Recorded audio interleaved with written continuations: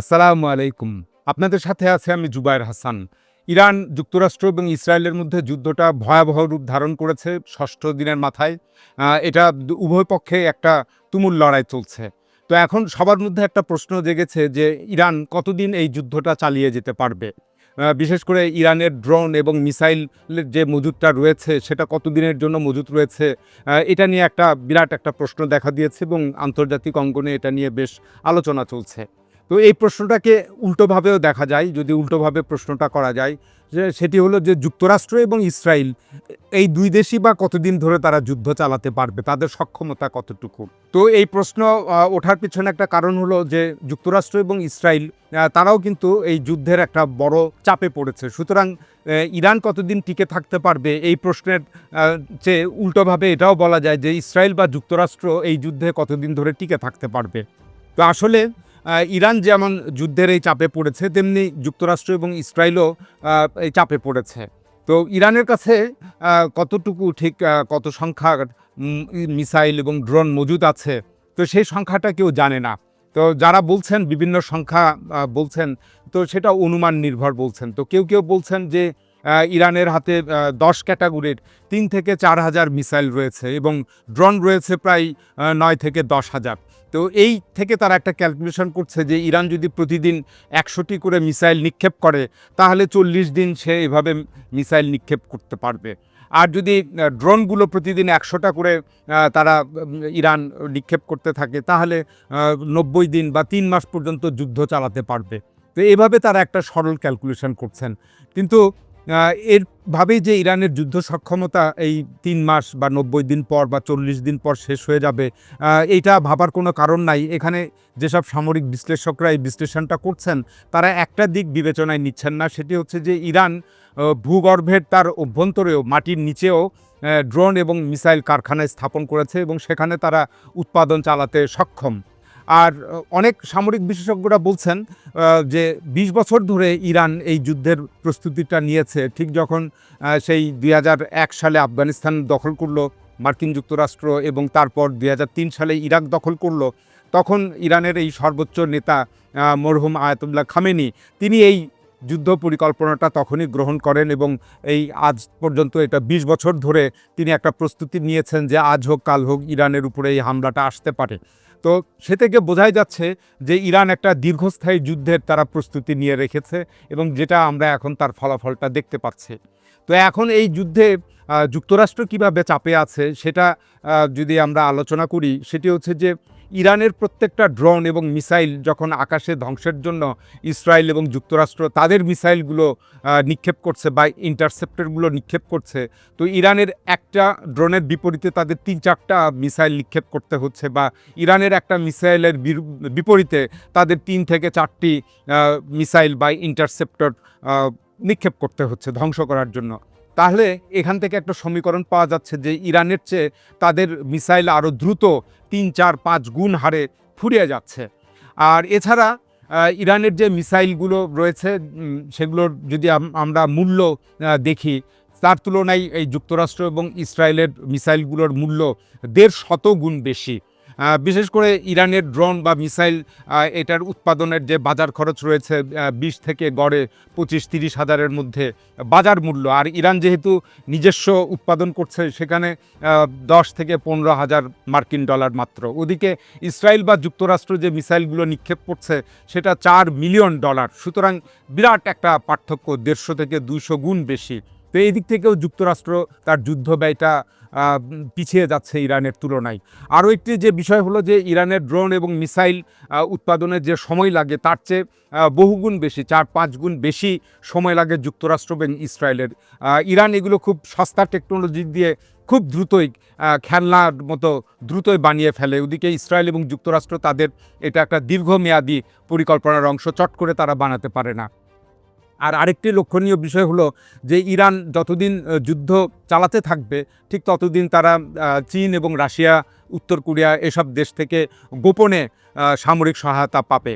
এবং আমরা এটার একটা লক্ষণ দেখতে পাচ্ছি যে চীন এবং রাশিয়া স্যাটেলাইট সাপোর্ট দিয়ে যাচ্ছে। যদি এই স্যাটেলাইট সাপোর্টটা ইরানকে না দিতে পারতো চীন আর রাশিয়া, তাহলে এই এত নিখুঁতভাবে মার্কিন ঘাঁটিগুলোতে এবং ইসরায়েলের ঘাঁটিগুলোতে এত দূর অতিক্রম করে হামলা করা সম্ভব হতো না। তো বোঝাই যাচ্ছে যে এখানে চীন এবং রাশিয়ার একটা স্যাটেলাইটগত সাপোর্ট রয়েছে। এছাড়া আমরা যুদ্ধের শুরুর দিকে, বিশেষ করে গত 12ই জুন যে যুদ্ধটা হয়েছিল, গত জুন মাসে 12 দিনের যে যুদ্ধ হয়েছিল, তখন থেকে তার কয়েক মাস পর পর্যন্ত এই যুক্তরাষ্ট্রের বিরুদ্ধে কী যুদ্ধকৌশল নেওয়া যায় সেটা ইরান বেশ ভালোভাবে রপ্ত করেছে। এবং ইরানকে চীন এবং রাশিয়া অনেক ধরনের মিসাইল সেখানে, বিশেষ করে সার্ফেস টু সার্ফেস মিসাইল সরবরাহ করেছে, অ্যান্টিশিপ ব্যালিস্টিক মিসাইল যেগুলো, অ্যান্টিশিপ মিসাইল যেগুলো রয়েছে, জাহাজ বিধ্বংসী যেগুলো মিসাইল রয়েছে, সেগুলো চীন সরবরাহ করেছে। তো এইভাবে একটা চাপে রয়েছে মার্কিন যুক্তরাষ্ট্র এবং ইসরায়েল।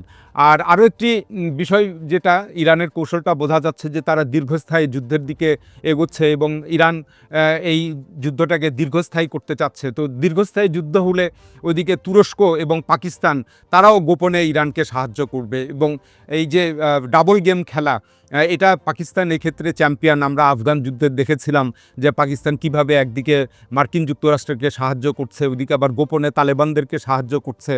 তো এই 2001 থেকে 2021 সাল পর্যন্ত এই যে দীর্ঘ 20 বছর ধরে পাকিস্তান এই ডাবল গেমটা খেলেছে। তো বস্তুত যে ইরানের যে সীমানাটা রয়েছে সেটার দিকে যদি আমরা তাকাই, তাহলে 7টি মুসলিম দেশের সীমানা পরিবেষ্টিত। এবং যেমন ইরাক, তুরস্ক, আজারবাইজান, তুর্কমেনিস্তান, আফগানিস্তান, পাকিস্তান, এছাড়াও আরেকটি খ্রিস্টান দেশ রয়েছে আর্মেনিয়া। এই আর্মেনিয়ার সঙ্গে কিন্তু ইরানের খুব একটা ভালো সুসম্পর্ক রয়েছে।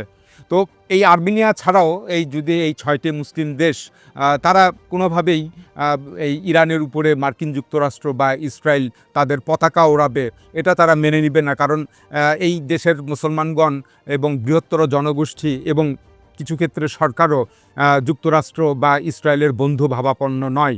তো সুতরাং এরা গোপনে ইরানকে অস্ত্র সাহায্য করবে যদি দীর্ঘস্থায়ী যুদ্ধ হয়। এছাড়া ইরান ও তুরস্কের কাছে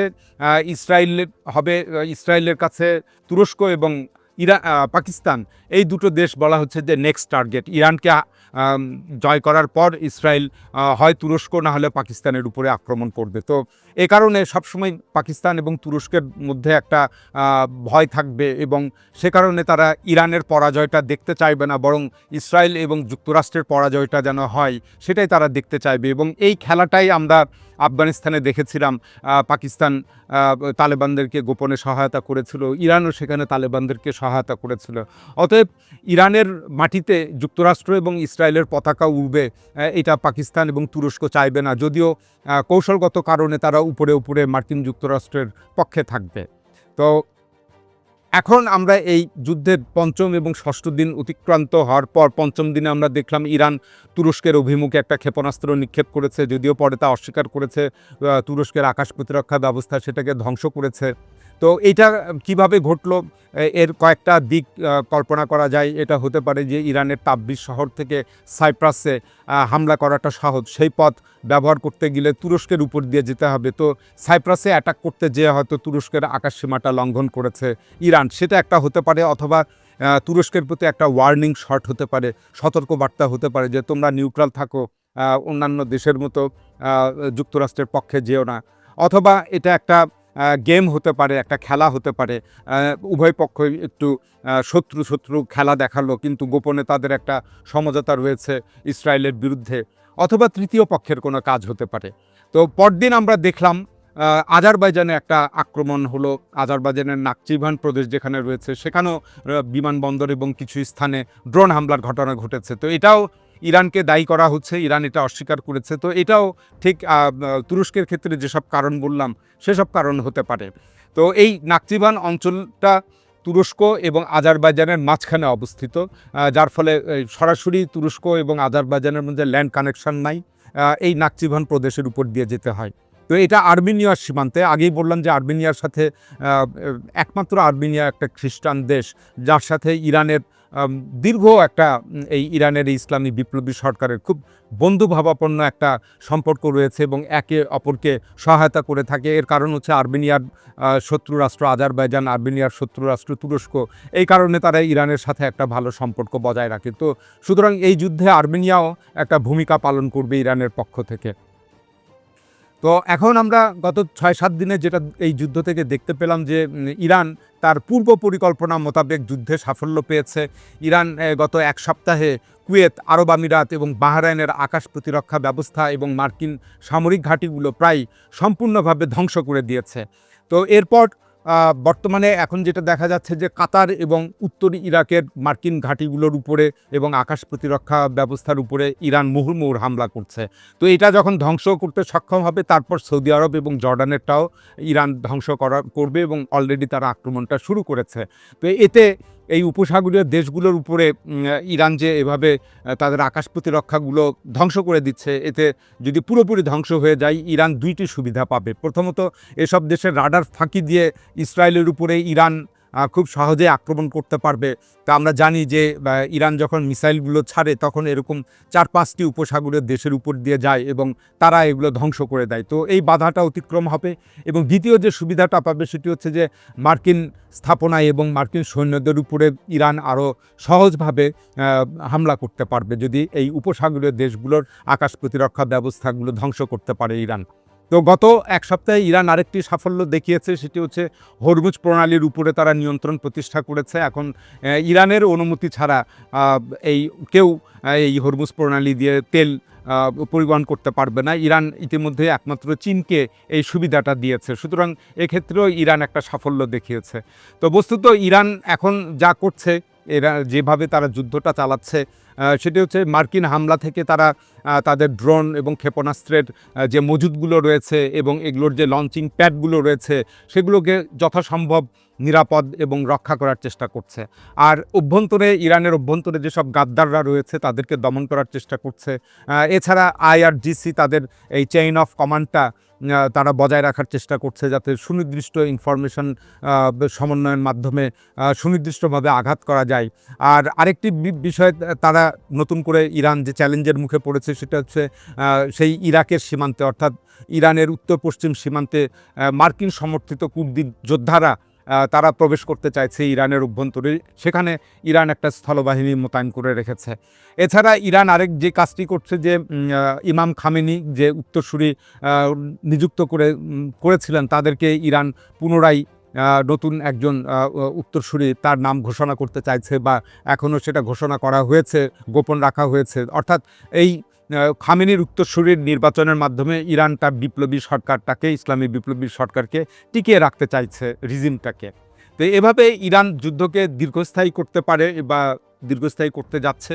আর ওদিকে ডোনাল্ড ট্রাম্প আমরা দেখলাম যে ইরানের ব্যাপারে তার কোনো সুনির্দিষ্ট কৌশল তিনি ঠিক করতে পারেননি। একবার তিনি বলেছিলেন যে রিজিম চেঞ্জ করা তার লক্ষ্য, আরেকবার বললেন যে পরমাণু কর্মসূচি নিরস্ত্রীকরণ এটা তার লক্ষ্য, আরেকবার বললেন যে না, ব্যালিস্টিক কর্মসূচি ইরানের এটা নির্মূল করা তার লক্ষ্য, এরপরে আবার বললেন যে ইরানের সকল নৌবাহিনী ধ্বংস করে দেওয়া তার লক্ষ্য। এভাবে তিনি ক্ষণে ক্ষণে তার মতিগতি এবং মত পাল্টাচ্ছেন। এবং একবার তিনি এই যে রেজা শাহ পাহলভিকে, সেই ইরানের শাহের পুত্র, যুক্তরাষ্ট্রে বসবাস করেন, তাকে তিনি ক্ষমতায় দেখতে চাইলেন।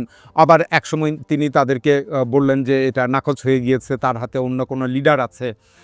তো এখন আবার দেখা যাচ্ছে যে তিনি অনুভব করছেন যে এই স্থল হামলা ছাড়াই ইরানের রিজিম চেঞ্জ সম্ভব না। এজন্য তিনি এই কুর্দি যোদ্ধাদেরকে ইরাক অঞ্চল থেকে ইরানের অভ্যন্তরে পুশ করতে চাইছেন। তো এভাবে তিনি বেশ কোনো সুনির্দিষ্ট টার্গেট ঠিক করতে পারেননি। তো আসলে ডোনাল্ড ট্রাম্প ভেবেছিলেন যে ভেনেজুয়েলায় তিনি যেভাবে সাফল্য পেয়েছেন প্রেসিডেন্ট মাদুরোকে উঠিয়ে এনে, তেমনিভাবে ৩-৪ দিনের মধ্যে ইরানের সব কিছু তিনি পরিবর্তন করে দিতে পারবেন। কিন্তু যুদ্ধটা আসলে দীর্ঘস্থায়ীর দিকে যাচ্ছে, যেটা যুক্তরাষ্ট্র বা ডোনাল্ড ট্রাম্প কখনোই কল্পনা করেননি। তো এক্ষেত্রে যদি ধরেও নেওয়া যায় যে ইরানের রিজিম চেঞ্জটা হয়ে যাবে 1 মাসের মধ্যে বা 40 দিনের মধ্যে বা 20 দিনের মধ্যে, তারপরেও কিন্তু যুদ্ধটা শেষ হবে না। তো গত ২০ বছরে আমরা দেখেছিলাম যে এভাবে রিজিম চেঞ্জ করে ইরাকে কোনো লাভ হয়নি। সেখানে নানা ধরনের সরকার দ্বারা চেষ্টা করা হয়েছে। আফগানিস্তানেও তাই ২০ বছর ধরে হামিদ কারজাই, আশরাফ ঘানি এদের এই সমস্ত পুতুল সরকারকে বসিয়ে রাখা হয়েছিল। কিন্তু তারাও কোনো কিছু করতে পারেনি। সুতরাং ডোনাল্ড ট্রাম্প এখন এই মার্কিন যুক্তরাষ্ট্রকে আরেকটি দীর্ঘস্থায়ী যুদ্ধের ফাঁদে আটকে ফেলেছেন এবং এটা সেই ইরাক বা আফগানিস্তানের চেয়ে আরও ভয়াবহভাবে ফাঁদে আটকা পড়েছে যুক্তরাষ্ট্র। এখন এই যুদ্ধের এন্ড গেম কী হবে তা কিন্তু ডোনাল্ড ট্রাম্প জানেন না। তো আগামী দিনে এই বিষয়ে যুক্তরাষ্ট্রকে একটা ভয়াবহ যুদ্ধের পরিণতি ভোগ করতে হবে এবং এই ইরান থেকে তাদেরকে লেজ গুটিয়ে পালিয়ে যেতে হবে। এখন এ পর্যন্তই। আল্লাহ হাফেজ।